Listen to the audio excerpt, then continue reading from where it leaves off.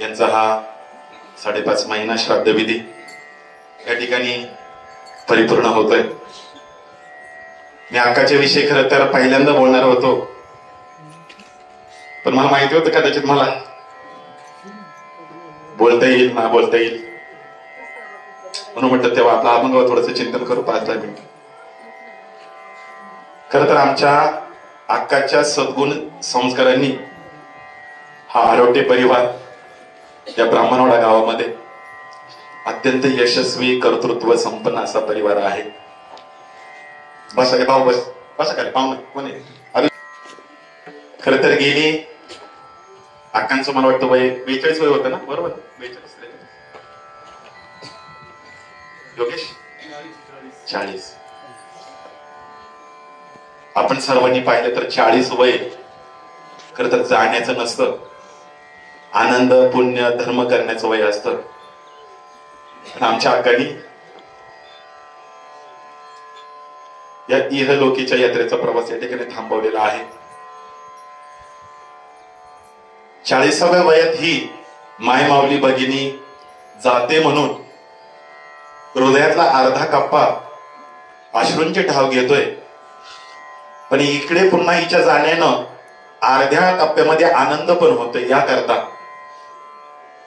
जसं देवाला आपण कोवळं फुल देतो, तसं या माय माऊलीने सुद्धा आपलं कोवळं जीवन भगवान परमात्म्याला समर्पण केलेलं आहे. आणि पुढे कदाचित कोणाच्याही जीवनामध्ये अघटित शरीराच्या अडीअडचणी समस्या त्रास होण्याच्या अगोदरच तुकोबारायांसारखं ज्ञानोबारायांसारखं शरीर आहे, पण शरीरातलं जगणं आनंदाने संपवणारी ही माय माऊली आहे. थोडं बारकाने ऐका. 40 वर्षापूर्वी 41-42 वर्षापूर्वी आपल्या सर्वांना माहिती आहे, आपला सगळा ग्रामीण हा भाग आहे. इथे पाण्याची आताही सुद्धा कोणतीही जानेवारीच्या नंतर सुविधा नाहीये, कोरडवाहू प्रदेश आहे.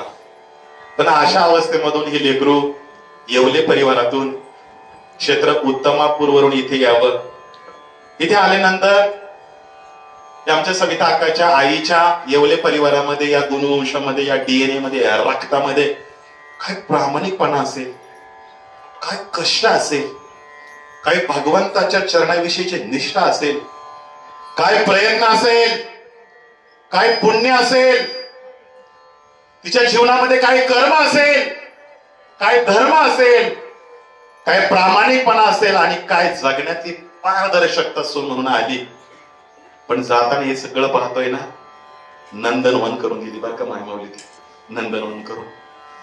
आणि तुमच्या सगळ्यांच्या डोळ्यांमध्ये दुःख यासाठी रडू का त्या कालावधीमध्ये आले कोणाची सांपत्तिक परिस्थिती तिकडे तितक्या तोलामोलाची नाहीये. आता मला स्वाभिमान आहे माझ्या योगेश विषयी, माझ्या माऊली विषयी, माझ्या अभिजित विषयी. उच्च विद्या विभूषित आहे, चांगल्या प्रतिष्ठित मान्यता पदावर उपजीविका करताय, चांगल्या सुना त्यांना भेटल्या, आनंदी परिवार आहे, आता श्रीमंत परिवार आहे, समाधानी परिवार आहे, बंगला आहे, आता गाड्या आहे, आता मोठा गोठा आहे, आता काही नाही आणि काही कमी असं काही नाहीये, सगळं आहे. पण हे उपभोगण्याकरता पाहण्याकरता त्याचा आनंद घेण्यासाठी अक्का जिवंत नाही, ते एवढं दुःख आहे. पण सांगू तुम्हाला, या अक्काचं व्यक्तिमत्व असं होतं ना, तर समाजाच्या चांगल्या स्त्रीने या अक्काच्या जीवनाचा परामर्श घेतला पाहिजे. सांगू तुम्हाला, मला बालपणामध्ये जेवढी अक्का मी अभ्यासली, 2 मिनिटांमध्ये या अक्का सांगतो मी, आदर्श सुंदर ठरलीच. आणि तसंही बागायतीतली माणसं कोमरस होणं स्वाभाविक नाही, पण या माय माऊलीने तसं नाही केलं, कारण त्या आईचं रक्तच तेवढं 100% गुणवत्ता प्रधान मामाचं. आली रमली इथे, रमत असताना दीर आमची भाऊजाई असेल, सगळे नातेवाईक परिवार, गावाची मंडळी असेल, खंडोबाची वाडी असेल, हाडकी परिसर असेल, शिंदे माता असेल, सगळ्या माणसांशी प्रेमाने या माय माऊलीने नाव जोडली बरं का, प्रेमाने. लक्ष्मण बागायतीच्या लोकांना मी नाव ठेवत नाही, पण त्यांच्या इतकं समृद्ध होण्याची लायकी आमची नाही. अलग लक्षामध्ये सांपत्तिक दृष्टिकोनातून, जमिनीच्या दृष्टिकोनातून. पण ह्या माय माऊलीला कधी गर्व नाही. पण सांगू तुम्हाला, त्यावेळेस आमच्या आत्यांची सुद्धा आपल्या सगळ्यांचीच थोडी जरा सांपत्तिक परिस्थिती मध्यम स्वरूपाची होती. आणि त्या अवस्थेमध्ये सुद्धा हे लेकरू आलं. दूध काढावा, दुग्ध व्यवसाय करावा, घरातली कामं करावी, इकडे तिकडे शेतावर कामाला जावं, हडकीतलं शेत सांभाळावं, खंडोबा माडातलं शेत सांभाळावं, दऱ्याखोऱ्यांमध्ये जावं, गाया पाहाव्या, बैल पाहावे, कुत्री मांजर पाहुणे अतिथी पाहावं, धर्म पाहावं, पुण्य पाहावं, सगळं करता करता आमचे नाना येथे, आमचे वडील पण आहेत, त्या सगळ्यांच्या समवेत पुढं त्या डोंगरावरचे गावात कापण्या करतात, ते साठ लोट करतात, काय शब्द आहे त्याला आपल्याकडे, सावड सावड सावड सावड करावी. घाईघाईने माय माऊलीनी माझा ज्ञाना शाळेत गेलाय, माझा योगा व्यावसायिक शिक्षण करता मुंबईला गेलाय. या लेकरांना काही कमी नाही पडलं पाहिजे. माझा पतिदेव आहे, नाव संपत दादा आहे, धीर आहे, नावातच पांडुरंग आहे. आमच्या वंदना ताई, काही या घरात कमी नाही पडलं पाहिजे. माझी सासू दगडाबाई आद्या, ऐका, या गावात सगळ्यात आनंदी कोण असेल ना तर आमची आत्या आहे. बरं, आमच्या आत्याला गेली 25 वर्षापासून आमच्या सविताताईंनी वंदनाताईंनी मोकळी दिली, मोकळी. माझे वडील येते माझ्या बापासमोर नेहमी डोंगरवाडी, पारनेर, तिकडे आंबेगाव, मनसर, दिंड्या, चैतन्याची दिंडी, पहिल्यांदा कोणी असेल तर पहिलं नाव येतं ते दगडा आईचं. बरं का, आमच्या आत्या येते. ऐका, हे घराणंच असं आहे ना, संपूर्ण भगवान परमात्मा सन्मुख आहे. पांडुदादाच्या रूपानं गावच्या कमिटीचंही काम केलं असेल, सदस्याच्या रूपानं. काकडा असू द्या, कथा असू द्या, कीर्तन असू द्या, दिंड्या असू द्या, कोणती मिरवणूक असू द्या, पहिल्यांदा येते ती म्हणजे आमच्या आत्या. कधी या आत्याला या वंदनाताईंनी, या सविताताईंनी कधी सासू म्हणून नाही बरं का पाहिलं, आईची आई पाहिलो, काय जीव लावला म्हणून आत्या नेहमी म्हणायची. आज सविता आत्या नाही, आमच्या वंदनाताई ही नातवंड आहे. आणि आजचा तो क्षण आहे, आमच्या आत्याच्या मनाचं सुद्धा हृदगत सांगितलं पाहिजे. मला आत्या कधी भेटली ना, नेहमी म्हणायची, बाळा काही पुण्य मी केला असेल या आरोग्य गरिबारानं, इतक्या छान सुना भेटल्या, इतकं घरी काम आहे, दिवस रात्र कष्टप्राय ते काम करतायत, पण कधी मला इकडे जाऊ नको तिकडे जाऊन याची अडचण नाही. उलट आमचा पांडुदादा असेल, अभिया असेल, माऊली असेल, योगेश दादा असेल, पुढे आती, पुढे आजी, मामाला फोन लाव, इकडे फोन लाव, व्यवस्थित आहे का, आणायला जाऊ का, काम शिक्षण बाजूला ठेवून चला. इतका जिव्हाळा या परिवारामध्ये निर्माण करणारा प्रेमाचा सागर स्त्रोत म्हणजे आमच्या सविता अक्का आहे. मोठी आहे आणि मोठ्या सोन्याची घरामध्ये प्रचंड मोठी जबाबदारी असते. मायलेकींनो लक्षात ठेवा. त्या अवस्थेमध्ये आमचा योगेश जेव्हा व्यावसायिक शिक्षण घेत होता ना, तेव्हा ही माय माऊली इकडे जा तिकडे जा, इतकं काम कर इतकं काम कर. एकदा दिवाळीच्या अगोदर माझ्या बहिणी मी दिवाळी करता आलेलो होतो, तेव्हा मी आनंदीलाच होतो, आता पण आहे. त्यावेळेस इतक्या घाईने ही माय माऊली आमच्या पांडुदादाच्या घरी पहिल्यांदा गेली, घाईघाईने वर आली. घाईघाईनं सायंकाळचं दूध काढण्याकरता पायी 3 वळांतून जायचं होतं. आणि माय माऊली आली, तिचं रूप माझ्या डोळ्यातून ती आणखीन जात नाही बरं का. पदर होता, साडी नेसलेली होती. ऐका, आली घाईघाईने आणि आमची आई म्हटली, अगं, एकेरी नावाने बोलायची सविता, अगं सविता बस, थोडा चहा घे. म्हटली, दिवाळीला यायला जमत का नाही मला माहिती नाही, आमची आई आत्या येईल तुमच्याकडे. योगेश अंबरनाथला आहे, मुंबईला आहे, काम नुकतीच संपलेत, पण गायांचं दोहन करायला जायचं आहे. कळालं भाऊ आलाय, पोरी आल्यात म्हणून त्यांचं लाडाने फक्त तोंड पाहिल आणि मी निघून जाईल म्हणून. ऐका, चहा सुद्धा घेतला नाही, पण जेव्हा आली ना तेव्हा मी पाहिलं या माय माऊलीचं पूर्ण कपाळ आहे ना, कपाळ पूर्ण श्रमाच्या घामाने भरलेलं होतं. काही नाही आल्यामुळं साडी अर्धी ओली झाली होती. दुर्दैवाने त्यावेळेस पण माझ्याकडे 2 व्हीलर नव्हती आणलेली मी. ते म्हटलं, आका तुला जर धायटी सोडलं असतं, पण आका काय करू गं, 2 व्हीलर नाही. मला म्हटली, नाही आले, काय आवश्यकता नाही, देवाने हे पाय दिलेत, एवढं सुंदर, बघा बरं बोलणं, पाय दिले, एवढे सुंदर शरीर दिले, एक 10 मिनिटात मी जाईल. मला एकच सांगायचंय, कुठे गेली प्रतिकूलतेमध्ये अनुकूलता शोधणारी आणि घराघरात रक्तात नात्यामध्ये जिव्हाळ्याचा सागर असणारी एक माय माऊली ना, तर ती आमची सविता अक्का आहे. मला लक्ष्मीमध्ये या अक्काचं फार मोठं समर्पण आहे. आणि आज हे सगळं आनंदवन गोकुळ पाहतोय ना आरोटे परिवाराचं, आमच्या आत्याचं, योगेचं, माऊलीचं, आमच्या अभिचं, पांडुदादाचं, वंदना अक्काचं, हे सगळं नंदनवन पाहतंय ना. ऐका, याला सगळ्यात कारणीभूत कोणी असेल ना तर ही माझी सविता अक्का, ही कधी विसरता कामा नाही. म्हणून आज सोना हे सगळी मुलं आहे. थोडस संपदादाचं माझ्या आत्तीचं आयुष्य राहिलंय, त्या जीवनामध्ये त्यांना कधी कमी नाही पडलं पाहिजे.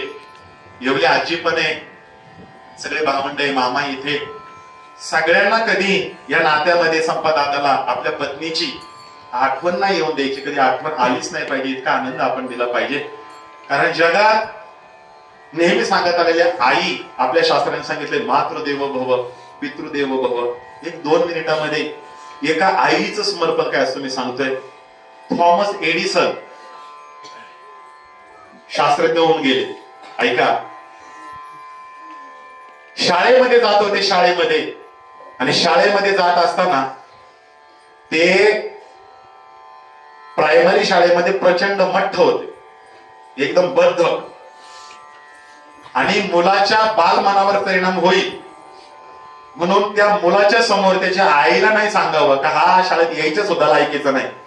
म्हणून त्यांनी एक चिठ्ठी घेतली. त्या चिठ्ठीमध्ये मुख्याध्यापकांना सुंदर हस्ताक्षरामध्ये काय जे लिहायचं ते लिहिलं आणि म्हटले, बाळा जा तुझ्या घरी गेल्यानंतर आईकडे दे आणि आईला सांग तू उद्यापासून शाळेत यायचं नाही. ऐका ना, या बाळाने आनंदाने घरी गेला आणि आपल्या आईला सांगितलं, आई हेडमास्तरांनी, माझ्या वर्ग शिक्षकांनी मला एक चिठ्ठी दिली. आई घे ना चिठ्ठी का, कोणत्याच मुलाला नाही दिली. आई मला दिली चिठ्ठी. आई शाळेच्या एकाही मुलाला दिली नाही. आई चिठ्ठी फक्त मला दिली का? आई नक्की चांगलं असणार आहे, शिक्षकांचे आशीर्वाद असणार आहे. आई माझ्याविषयी काहीतरी चांगुलपणा असेल, आदर्श विद्यार्थी मी असणार आहे. आई वाच ना, आई वाच ना. ऐका, त्या आईने चिठ्ठी वाचायला सुरुवात केली. थोडे मोठ्याने बोलत होती, तो आवाज कमी झाला, आणखी कमी झाला, आणि आई आता मौन धारण केलं. आणि अशा मौन अवस्थेमध्ये ती संपूर्ण चिठ्ठी वाचली आणि आईच्या घळघळ डोळ्यातून पाणी आलं. आणि मग त्या थॉमस एडिसनने आईला अशी मिठी मारली, आई काय झालं रडायला? आई काय रडायला झालं? आई सांग ना, सांग ना. आई मास्तरने माझ्याविषयी जो आनंद दिलाय तो आनंद तुझ्या डोळ्यात मावे ना का आई? ऐका ना, तेव्हा थॉमस एडिसनची आई म्हणते, बाळा काही नाही रे, सरांनी असं लिहिलंय का तुमचा मुलगा प्रचंड प्रति उत्पन्न, सर्जनशील, क्रिएटिव्हिटी असणारा, इंटेलिजन्स, बुद्धिमत्तेचा मुलगा आहे. त्या लायकीची शाळा नाहीये, म्हणून त्याला कुठेतरी नवोदय विद्यालय, कुठेतरी इकडे तिकडे चांगल्या शाळेत घाला, तो चांगला मोठा बनेल. आणि ती चिठ्ठी त्या कोणाऱ्यामध्ये लाकडाच्या पेटीमध्ये तशी ठेवली. पुढे हा मुलगा मोठा झाला, त्याने विज्ञानामध्ये काही शोध लावले. थॉमस एडिसन आता जग ओळखलं. एकदा आईच्या स्मृती प्रीत्यर्थ म्हणून पुन्हा गावाला गेला आणि गावाला गेल्यानंतर ते पडलेलं घर पाहिलं, घरामध्ये ते कपाट पाहिलं. ऐका, त्या कपाटामध्ये ती चिठ्ठी त्याला सापडली आणि त्यावेळेस त्या शिक्षकांचा हस्ताक्षर होतं. त्याला तो सगळा भाग आठवला आणि तो चिठ्ठी जशी वाचली तसा थॉमस एडिसनच्या डोळ्यामधल्या धारांनी थांबावा घेतला नाही. त्यामध्ये लिहिलं होतं, तुमचं हे कार्ट, याचं नाव थॉमस, हे कार्ट शाळेत यायचं सुद्धा लायकीचं नाही, मठ्ठ आहे, मंद आहे, निर्बुद्ध आहे. शहाणे असाल तर उद्यापासून याला शाळेची पायरी सुद्धा चढून देऊ नका. हे जसं ऐकलं तसं थॉमस एडिसनच्या डोळ्यामध्ये पाणी आलं. अरे, नकारात्मकतेला सुद्धा, चांगुलपणाची परिस्थिती नसताना सुद्धा, एकटी आई असताना सुद्धा, सर तिच्या पाठीशी नाही, शाळा तिच्या पाठीशी नाही, भाऊबंद तिच्या पाठीशी नाही, आपली लोक तिच्या पाठीशी नाही, तरी सगळं जग, शाळा, मास्तर, शिक्षक मुलाला नाव ठेवतात, मंद बुद्धी म्हणतात, माठ्या म्हणतात. पण त्या माठ्यामध्ये भविष्यातला शास्त्रज्ञाची स्वप्न पाहणारी आहे ना, ती आई, नाहीतर हा थॉमस शास्त्रज्ञ झाला नसता. ऐका, हे स्वप्न फक्त एक आई पाहू शकते. आई, या आईचं समर्पण तुमच्या माझ्या आयुष्यामध्ये येतं. अरे, दुर्योधन कुणालाच नकोय, पण तो दुर्योधन गांधारीला हवाय. ऐकताय ना तुम्ही? कर्ण लग्ना अगोदरचा मुलगा आहे म्हणून कोणालाच नकोय, परंतु तो कर्ण कुंतीला हवाय. ऐकते ना तुम्ही? ऐका, स्वतःचं नाव निंद्य म्हणून आजही जगात कोण्याही मुलाचं, बाईचं, कोणाचे काही नाव ठेवत नाही.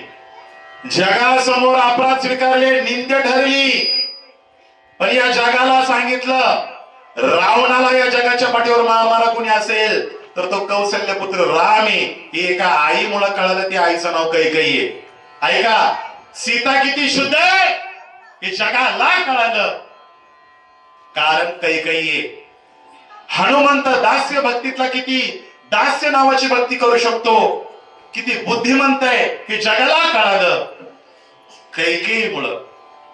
अरे मुलं गेलेला आई बापा करता रडतील, याच्यात काय नवल? पण मुलगा 14 वर्षानंतर पुन्हा येणार आहे. तरी मुलगा गेला तर 6व्या दिवशी बाप सुद्धा मुलाच्या विरहामध्ये आत्मदहन करू शकतो. दशरथ राजा हे महात्म्य कळाला असेल ना, या कैकेयीने रामाला वनवासामध्ये पाठवलेलं. सुग्रीव सुद्धा मित्र होऊ शकतं, कैकेयीमुळे कळालं. ऐका, लक्ष्मण सुद्धा दास होऊ शकतं, कैकेयीमुळे कळालं. एक पतिव्रता आपल्या पतीची वाट 14 वर्षे पातिव्रत्य धर्म स्वीकारून पाहू शकते, हे कळालं ना. फक्त या सगळ्या गोष्टींना कारणीभूत असेल ना कैकेयी. ते जाऊ द्या, या कैकेयीनं वनवासाला जर प्रभू रामचंद्रांना पाठवलं नसतं तर शिळा म्हणून राहिली अहिल्या, तिचा उद्धार झाला नसता. 3 जन्म या शबरी मातेने प्रभू राम मिळावेत म्हणून 3 जन्म स्वीकारलेत. त्रेतायुगातला तिचा शबरी, मागच्या जन्मातला श्रवणा, आणि त्याच्या मागच्या जन्मातला तिचा नृत्यांगना इंद्र दरबारातली होती. 3 जन्म प्रभू राम भेटावेत म्हणून स्वीकारले. ऐका, कैकेयीने जर ह्या प्रभू रामांना पाठवलं नसतं तर शबरीचा उद्धार झाला नसता. ते जाऊ द्या, राम एक पत्नी, एक वचनी, एक राजा आहे, नवल नाहीये. पण राम माझ्या सगळ्या हिंदूंचा आदर्श राजा आणि देवी, आणि तो कृपा करणार आहे. हे तुम्हाला आम्हाला कळालं नसतं जर कैकेयीने पाठवलं नसतं, तर कोणीतरी अयोध्याचा नागरिक आहे एवढंच कळालं असतं. म्हणून या सगळ्या गोष्टींना कारणीभूत होणारं कोणी असेल तर ते फक्त मातृत्व दैवते. म्हणून या आईवडिलांच्या ऋणातून कोणीही कधीही मुक्त होऊ शकत नाही. 5 मिनिटे मी जास्तीची घेतले, सर्वांच्या चरणावर नतमस्तक होतो, सद्भाव व्यतीत करतो. खरं तर नात्यामध्ये कीर्तन करण्याची इच्छा नव्हती नाना.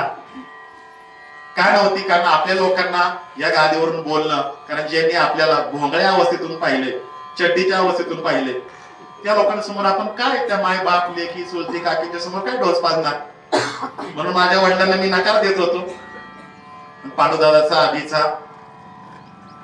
आग्रह होता का आई विषयी तुम्ही जास्त बोलू शकता इतर वाक्यांप्रमाणे, भले कीर्तन तुम्ही चांगलं नाही करू शकत पण बोलू शकतात. आणि म्हणून ही आरोटे परिवाराने मोठ्या विश्वासानं संधी दिलेली आहे. तूर्त या कीर्तनाकरता तुम्ही सगळे मला बालपणामध्ये चांगलं मार्गदर्शन करणारे, ज्ञान देणारे, समजून घेणारे सगळे नातलग मंडळी आहेत, सगळे जवळचे आहे, नात्यातले आहेत. सर्वांच्या चरणावर नतमस्तक होतो, सद्भाव व्यतीत करतो आणि लांबलेल्या कीर्तनाच्या वाणीला या ठिकाणी पूर्णविराम देतो. ज्ञानेश्वर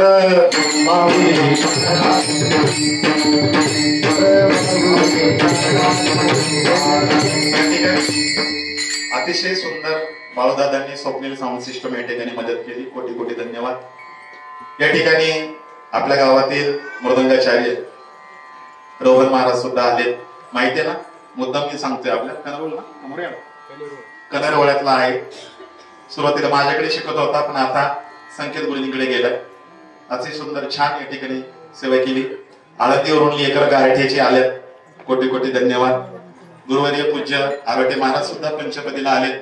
शक्यतो गुरुंनी टाळ घेऊन पोराच्या कीर्तनाला उभं राहावं एवढी माझी लायकी नाही, पण पोराच्या कीर्तनाला उभे राहतात त्यांना तर थोर म्हणतो. आमचे पितृत्व दैवत आहे. या ठिकाणी पोपट काका आहेत, भीमादादा आहेत, गुरुकुलातील सगळी मंडळी आहे. या ठिकाणी आमच्या बहिणीच्या सासवाई शांता आई पण आहेत. सगळे सुंदर लोक आहात तुम्ही. सर्वांच्या चरणावर नतमस्तक होतो, सद्भावित करतो. भरत महाराज हे त्या दिवशी पण आलो होतो, मला याचा अभिमान आहे. भरत महाराजांना आपल्या गावामध्ये या ठिकाणी जवळजवळ 4थी वेळ आणण्याची. पण मला माझ्या ब्राह्मणवाडा गावाविषयी इतका अभिमान वाटतो का माझ्या या गावाने महाराजांच्या कुटुंबाकरता, डायलिसिस करता प्रचंड मतदान केलं. दिवशी वहिनी सोनाली पेढ्याच्या पुढे इतकी घाईघाईत आली, इतकी घाईघाईत आली आणि मनोहर हे केलं, माझ्या पण डोळ्यामध्ये पाणी आलं. त्या दिवशी पण काही महिलांना महाराज तुम्हाला मदत करायची, त्या दिवशी आपण पळून गेलो लवकर. म्हणून आजही महाराज आलेले, कोणाला मदत करायची असेल तर करा. काही नवीन लोक आहेत त्यांच्याकरता सांगतो. महाराजांना 6 वर्षाची मुलगी आहे. पत्नी, त्यांचं मूळ गाव पाथर्डी पैसे खामकरवाडी आहे. 3-3, 4-4 वर्षे तिथे पाऊस पडत नाहीये, जमीनही नाहीये. आले आळंदीत, पकवादाची साधना इंद्राणीच्या तीराला मधुकरी मागून केली. पुढे विवाह झाला, मुलगी 2-2.5 महिन्याची झाली आणि महाराजांच्या 2ही किडनॅप फेल झाल्या.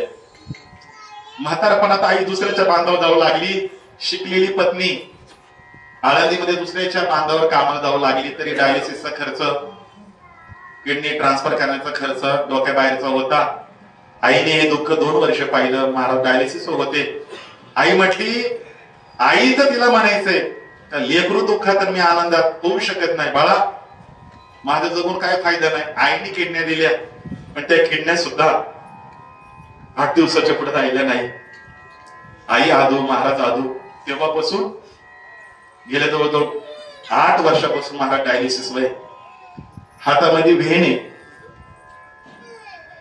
त्या व्हेन मध्ये मशीन बसवले डायलिसिसचं. डायलिसिस करत असताना 2 धावणं एकत्र बसतील, धावणं अशी सुई टोचली जाते. रक्त मूत्र वेगळे केलं जातं. 4-4.5 वेळाची ही प्रोसेस आहे. चालू करा. या अशाही अवस्थेमध्ये डायलिसिस चालू आहे. डायलिसिस इतक्या वर्षी जगताय. पण सांगू तुम्हाला, आईच्या ऑपरेशन किडन्या दिलं, यांना बसवलं. त्याचं त्यावेळेस 2007 मध्ये 18 लाखाचं कर्ज, आणखीन पतपेढ्यांचे पत्र त्यांच्या घरी येत आहे. तूर्त आता जगण्यासाठी दररोज डायलिसिस, त्याचा खर्च महिन्याचा 41-42 खर्च. रक्त होत नाही, लघवी होत नाही, 24 तास मिळून एवढंच पाणी प्यायचंय. अत्यंत अडचणीमध्ये आमच्या आश्रमाच्या आळंदीमध्ये काम चालू होतं. माझे वडील पण साक्षीला आले महाराज आणि डोळ्यामध्ये पाणी होतं. म्हटलं महाराज रडायला काय झालं? म्हणजे महाराज या डायलिसिसच्या सुया टोचून जीव नको सदा हो, नको आयुष्य मला इतकं दुःखाचं. म्हटलं महाराज आपण धोत्र्यातली माणसं आहे, लोकांना मृत्यूविषयी आनंद देणारी माणसं आहे आपण, आणि आपण रडणं आणि आत्महत्या तसलं योग्य नाही वाटत. म्हणून महाराजांना सांगितलं असं करू नका, तुमच्या दुःखामध्ये आम्ही पण सहभागी होतो. रडायचं कारण आहे. म्हणे महाराज काय करू? गेली 11 वर्ष झाली. या दिवाळीला पत्नी किचन मध्ये होते, तिच्या बहिणीचा फोन आला आणि बहिणीच्या मुलांना पाटांगडे घेतले, साडी घेतली म्हणून फोन केला. फोन ठेवला आणि माझ्या बायकोच्या डोळ्यामध्ये पाणी आलं आणि मी हळूच खिडकीतून पाहिलं तर तिच्या डोळ्यामध्ये पाणी होतं. तिला रडून दिलं, भावना व्यक्त करून दिल्या. 1 तासाने जवळ घेतलं आणि महाराज म्हणाले, का ग रडण्याचं कारण काय होतं? पत्नी नाही बोलली, पण महाराजांना कॉल रेकॉर्डिंग व नंतर कळालं का आपल्या बहिणीला मालकाने, दाजींनी साडी घेतली आणि आपल्या मालकाने आपल्याला 11 वर्ष झाली अजून साडी घेतली नाही. दिवशी रात्री गेले, सांगितलं बाई तुला नवराच असा मिळालाय, डायलिसिसच खरं होऊ शकत नाही तर तुला साडी नाही. पण ती माय माऊली इतकी मोठी पत्नी कशाला म्हणायचं? ती म्हणाली, अहो असं मी तुम्हाला कधीच म्हटले नाही. गेली 11 वर्ष मी तुम्हाला साडीचं चिंधी सुद्धा मागितली का? नाही ना मागितली. तुम्ही जिवंत पाहिजे हेच माझ्या करता साडी सोने सौभाग्य, बाकी मला काही नको. छोटीशी मुलगी, ऐका, एका पत्नीला तिचा मालक आपल्याला डायलिसिसच्या माध्यमातून जिवंत ठेवायचा आहे. एका छोट्या मुलीला तिचे बाबा दररोज संध्याकाळी पाहायचे, मिठी मारायची, हितगुज करायचे. माझ्या अभ्यर्थना आहे तुम्हाला, दगडातले देवलय चोळ्यापेक्षा, देवाऱ्यातले अभिषेक करण्यापेक्षा हा जिवंत देव आपण वाचूया. जोपर्यंत डायलिसिस आहे तोपर्यंत ते जगतील. मी त्यांना सांगितलं 1.5 दिवसाकडून डायलिसिस पकवाद वाजू नका, पण ते म्हणतात महाराज गेल्या जन्मात मी काहीतरी पाप केला असेल म्हणून इतकं दुःख माझ्या वाटत. तसं मरण मला नकोय. एखाद्या गावातून लोकांचा मी 4 पैसा घेऊन जाणार तर तो माझ्या कुटुंबाला मला चांगला पुण्य म्हणून लागला पाहिजे. म्हणून माझी विनंती आहे, थोडे मोकळे व्हा, महाराजांना मदत करा. आणि मला त्यात स्वाभिमान आहे, मागच्या 3 वेळेला गावाने भरभरून त्यांना मदत केलेली आहे. जवळजवळ त्यांच्या मुलीचा मला वाटतं 1 सेमिस्टर सुद्धा आपण पूर्ण केलेले. ते पुण्य आपल्या गावातल्या सगळ्या लोकांना लागते. त्या दिवशी मी आलो होतो आपल्या खरड्यांच्या दशक्रियेला, उतरलो, आणि आपल्या वेळेवाले काही राजूदा बघा काय त्याची पत्नी घाईघाईने आली हो आणि म्हटली महाराज त्या दिवशी तुम्ही घाईघाईने गेले, पैसे नव्हते माझ्याकडे. त्या दिवशी त्या मायमाऊलीने 1000 रुपये दिले, मी फोन पे गुगल पे केले महाराजांना. आमच्या आबीकडे एक मायमाऊली आली, आबीने पुन्हा पाठवली, इतकी मदत केली. एक विनंती, कोणाला आग्रह नाही बरं का, नाही तर अर्थ वेगळा व्हायचा. काहीतरी मदत करा महाराज, या ठिकाणी आम्ही आणखी 10 मिनिटं 20 मिनिटं थांबणार आहे. सगळ्यांची क्षमा. जवळजवळ आता 12ला बरोबर 10 मिनिटं कमी. आमच्या पांडुदादांनी सांगितलं होतं तू 11:15च्या पुढे जाऊ नको. पांडुदादा म्हणजे हा पांडुदादा बरं का, हा नाही. पण तरी 12च्या आत मी सोडतोय. कुणाला श्रद्धांजली व्हायची असेल तर वाहू शकता. वाणीला पूर्णविराम देव. विठ्ठल जय जय. मग तुझ्या गोड मांडीवर मी माझं डोकं ठेवेल. भक्ती स्वरूपीने जी प्रेम स्वरूपीने रागिणी आहे साक्षात राधा, तिच्या पवित्र मुखाकडे पाहिल आणि माझ्या आयुष्यातल्या शेवटचा मी निरोप घेईल. काही माग नाही दादा, काय अभ्यास जीवनातला शेवटचा. आणि असं केलं, देवाला राधेला घेऊन यावं लागलं, रुक्मिणीला घेऊन यावं लागलं. त्याची पांडव सुद्धा समोर आहेत. नसं भगवान परमात्म्याच्या मांडीवर, भगवान परमात्म्याच्या मुखाकडं, त्या राधेच्या मुखाकडे पाहून देह समर्पित करतात आणि कृष्ण स्वरूपाचं होत आहेत. याला म्हणायचं याजसाठी केला होता अट्टहास, शेवटचा दिस गोड बाबा. आता निश्चिंतेने पाहून कुंडली या धावा तृष्णेची आपली वेळ समाप्त झालेली आहे. असं भगवान परमात्मा समय, भगवान परमात्मामय होणं, शेवट गोड करणं. ऐका, त्या शेवटीचा अट्टहास स्वीकारणं. आणि खरं तर हे कौतुक आहे. म्हणून कौतुक वाटे झाले वेसाचे, नाम मंगळाचे तेने गुणी. म्हणून भगवान परमात्मा मांडी देत असेल, भगवान परमात्मा जर शेवटच्या अंत्य समयला सारथ्य करत असेल, भगवान परमात्मा सगळं होत असेल, शेवटीचा रान भगवान परमात्मा होत असेल, तर त्या समोर मुक्तीचं सुख काय आहे. म्हणून तो म्हणतात आ तुका म्हणे मुक्ती परिनिदे नोवारी, तुका म्हणे मुक्ती परिनिदे नोवरी, तुका म्हणे मुक्ती परिनिदे नोवरी, म्हणे मुक्ती परिनिदे नोवरी. आता दिवस चारी खेळी में, हा आता दिवस चारी खेळी में आता निशितीने पावलो विधावा, आता निशितीने पावलो विधावा. धावा कृष्णेची या कुंडली, या धावा कृष्णेची या कुंडलिया, कुंडलिया धावा, कुंडलिया धावा. ऐका, तो बरं आहे. आपल्या जीवनातला मृत्यू, आपल्या जीवनातला अट्टहास, आपल्या जीवनाचा शेवट गोड कशाला म्हणताय. कधीतरी तृष्णा नावाची धाव थांबली पाहिजे. आणि ती धाव तेव्हा थांबेल जेव्हा तुमचं इच्छित साध्य परमात्मा तुम्हाला प्राप्त होणार आहे. परमात्मा जर मांडी देणार असेल, परमात्मा आमचे समय जवळचा असेल, तर कुंटलिया धावा तृष्णेची या आता निशितीने पावलो विधावा,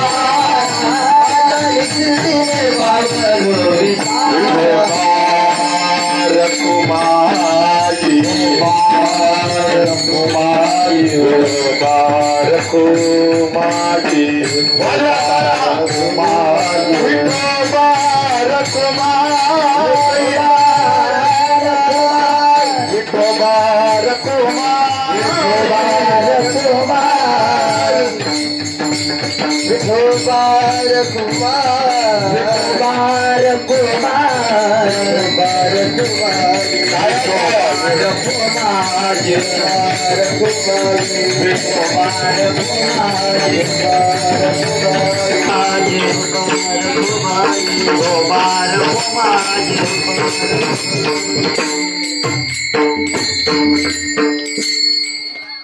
घड्याळामध्ये बघा 11:30 5 मिनिटं कमी. बरोबर 11:30 मी थांबते 5 मिनिटं. चालेल ना म्हणा दादा? चालेल. विठाल विठाल